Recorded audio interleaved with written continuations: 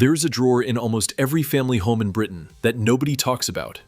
It sits in a bedside table, or at the back of a wardrobe, or inside a velvet-lined box on a dressing table. Inside that drawer is jewelry passed down from a grandmother, a great-aunt, a mother-in-law. And almost every family that owns one believes the contents are worth a fortune. Most of them are wrong. The brutal truth about heirloom jewelry in 2026 is that the vast majority of pieces passed down through generations are worth a fraction of what families assume. The Victorian brooch your grandmother swore came from a duchess is often gold-plated brass. The diamond ring your great-aunt left to your mother is frequently a paste imitation made between the wars. The pearl strand your mother-in-law treasured is, more often than not, a cultured Akoya worth a few £100s, not the thousands she believed. But hidden inside those same drawers, in roughly 1 in 20 British households, sit pieces that have quietly outperformed gold bullion, FTSE shares, and even London property over the past 50 years. The trouble is, almost nobody knows how to tell the difference. Today, we're going to. These are 10 heirloom jewelry pieces that actually hold their value. Not the romantic stories, not the family legend. The pieces that an independent valuer in Hatton Garden would write a real check for. Today, in 2026.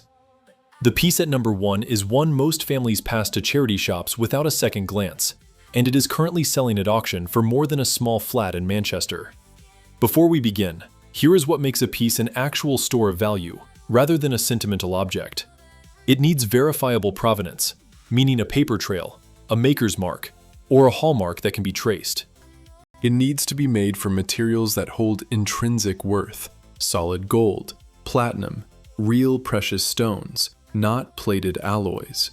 It needs craftsmanship that cannot be replicated cheaply today, hand engraving, hand setting, lost techniques. And it needs collector demand, which means a global market of buyers actively looking for that exact category. Most heirloom pieces fail at least 2 of those tests. The 10 on this list pass all 4. Number 10. Signed Art Deco platinum rings from the 1920s and 1930s. The Art Deco period produced some of the most collectible jewelry in modern history, and platinum rings from this era are the entry point. A genuine Art Deco platinum ring with diamonds, signed by a maker such as Cartier, Boucheron, or Van Cleef and Arpels, has appreciated by roughly 400% over the past 2 decades at major auction houses. The unsigned versions, made by competent independent jewelers of the period, have still appreciated by around 150%. The geometric designs, the mill-grain edges, the caliber-cut sapphires, these are details that simply cannot be reproduced affordably in 2026. If your grandmother's ring is platinum, hallmarked, and from the 1920s or 30s, take it to an independent valuer before you do anything else with it. Number 9. Mikimoto pearl strands with original certification. Cultured pearls in general have lost value over the past 40 years because the supply increased dramatically. But Mikimoto strands, specifically those from the brand's mid-century period, with the original Mikimoto certificate and original silk knotting still intact, have held remarkably steady. A genuine Mikimoto Akoya strand from the 1950s or 60s, with the certificate in the box, sells today for roughly what it sold for 30 years ago in real terms. That is rare in jewelry. The reason is the original quality control. Mikimoto's grading standards in that period were the strictest in the world, and collectors know it. Number 8. Georgian and early Victorian mourning jewelry. This is the one that surprises everyone. Mourning jewelry, the brooches, lockets, and rings made in the 19th century to commemorate the dead, was deeply unfashionable for most of the 20th century. Families threw it away or melted it down for the gold weight. Today, it is one of the fastest appreciating categories in antique jewelry. Pieces with woven hairwork, jet inlays, or sepia miniatures painted on ivory now sell at Bonhams and Sotheby's for between £800 and £12,000, depending on condition and complexity. The supply is finite.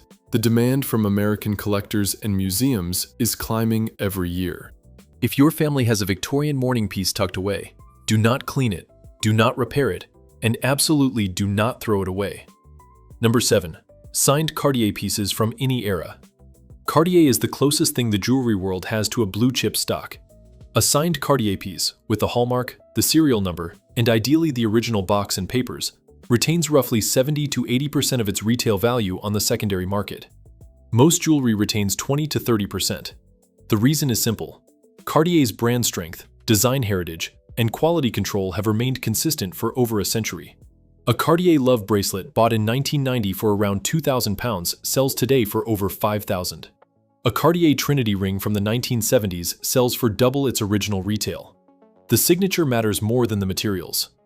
Number 6. Victorian and Edwardian diamond brooches. Brooches went out of fashion in the late 20th century and prices collapsed. They have now quietly recovered, particularly among younger collectors who wear them on lapels, hats, and bags as styling pieces. A Victorian diamond brooch from around 1880, set in silver-topped gold with old mine-cut diamonds, sells today for between £2,000 and £20,000, depending on size and quality. The old mine and old European cuts in these pieces are themselves collectible, because modern cutting techniques produce a completely different visual character. You cannot make a Victorian diamond brooch in 2026. You can only inherit one or buy one secondhand. If this breakdown is changing how you think about the contents of your family's jewelry box, hit the like button and subscribe. The next 5 pieces are where this gets serious, and the final one is the category most families pass to charity shops without realizing what they are giving away. Number 5. Signed Van Cleef & Arpels Alhambra pieces. The Alhambra collection, with its 4-leaf clover motif, was launched in 1968. 60 years on, vintage Alhambra pieces are among the most sought-after collectibles in modern jewelry. A vintage Alhambra long necklace in yellow gold with mother of pearl, bought in the 1970s for around £800, sells today at major auction houses for between £10,000 and £20,000. The brand has refused to flood the market. Supply is controlled. Demand from Asian and Middle Eastern collectors is relentless. If a family member bought Van Cleef in the 70s or 80s, that piece is almost certainly worth far more now than it was then. Number 4. Natural Burmese ruby pieces. Natural rubies from Burma, now Myanmar, are the most valuable colored stones on earth, gram for gram. A natural, untreated Burmese ruby of 2 carats with pigeon's blood color can sell for over £100,000 at auction. The crucial word is untreated. Roughly 95% of rubies on the modern market are heat-treated or fracture-filled to improve color.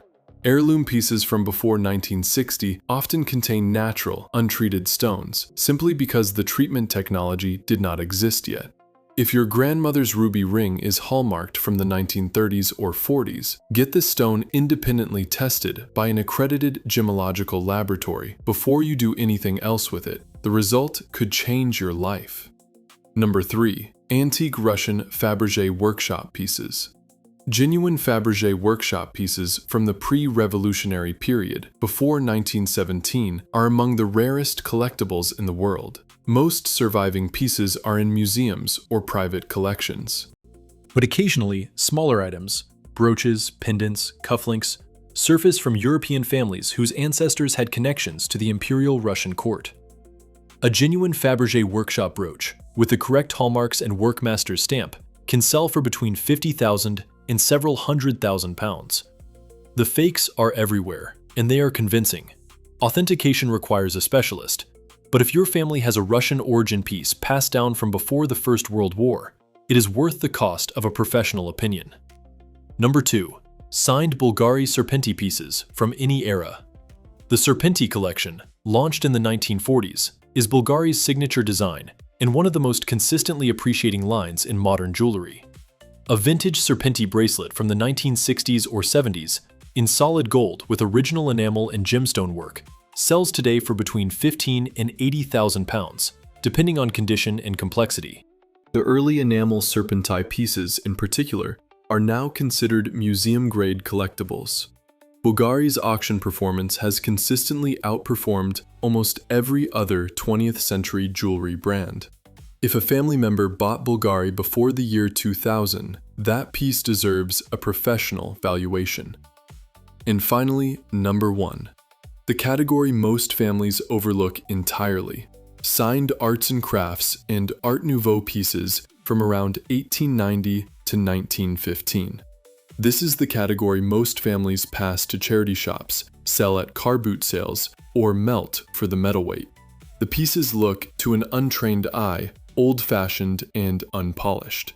The metals are often silver or low-carat gold. The stones are frequently semi-precious, moonstones, opals, amethysts, rather than diamonds. The first impression is that they are simply not worth much. The first impression is catastrophically wrong. Signed pieces by makers such as Liberty & Company, the Wiener Werkstätte, Georg Jensen's earliest period, Charles Robert Ashby, and the Guild of Handicraft now sell at major auction houses for between £3,000 and over £100,000. A single Liberty & Company silver and enamel pendant from around 1905 recently sold at Bonhams for more than £80,000.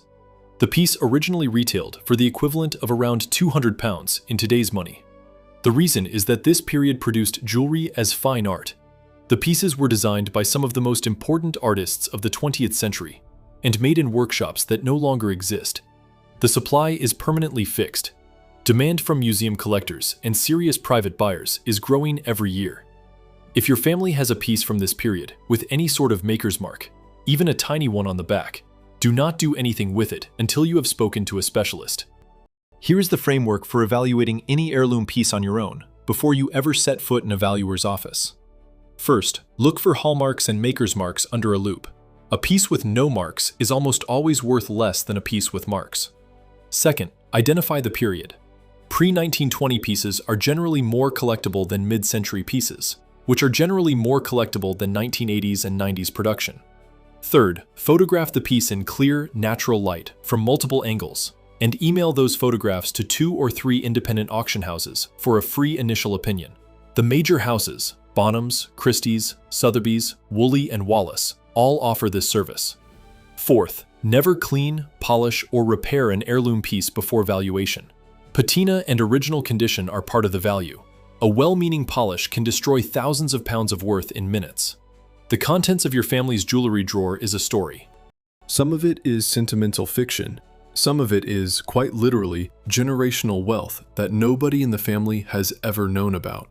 The 10 categories on this list are where the real money hides. Drop a comment below and tell me which heirloom piece your family treasures most, and whether you have ever had it professionally valued. If you discovered something today that makes you want to dig through the drawer tonight, hit the like button and subscribe to the channel for more honest jewelry breakdowns. I will see you in the next one.